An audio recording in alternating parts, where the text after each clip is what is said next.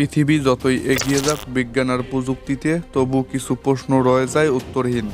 রাতের গভীরে নীরবতা ভেদ করে যখন অদ্ভুত আওয়াজ ভেসে আসে, আপনি কি কখনো মনে করেছেন এ কি সত্যিই বাস্তব নাকি কেবল কল্পনা? যদি এগুলো বাস্তব না হয় তাহলে এগুলো আসলে কি?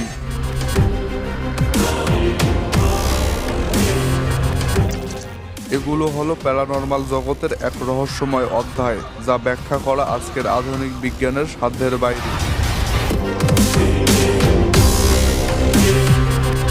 প্যারানর্মাল অ্যাক্টিভিটির অস্তিত্ব ব্যাখ্যা খুঁজতে মানুষ বেরিয়ে পড়েছে এক অজানা রহস্যের উদ্দেশ্যে। শুধু তাই নয়, প্যারানর্মাল অ্যাক্টিভিটির অস্তিত্ব সম্পর্কে মহান বিজ্ঞানী আলবার্ট আইনস্টাইন রেখে গেছেন তার ব্যাখ্যা। যদিও আইনস্টাইন সরাসরি প্যারানর্মাল অ্যাক্টিভিটি সম্পর্কে কোনো মন্তব্য করেনি, তবে তার স্ট্রিং থিওরি এবং শক্তি সংরক্ষণ তত্ত্ব ব্যবহার করে অনেকেই প্যারানর্মাল অ্যাক্টিভিটির অস্তিত্বের ব্যাখ্যা দিয়েছেন।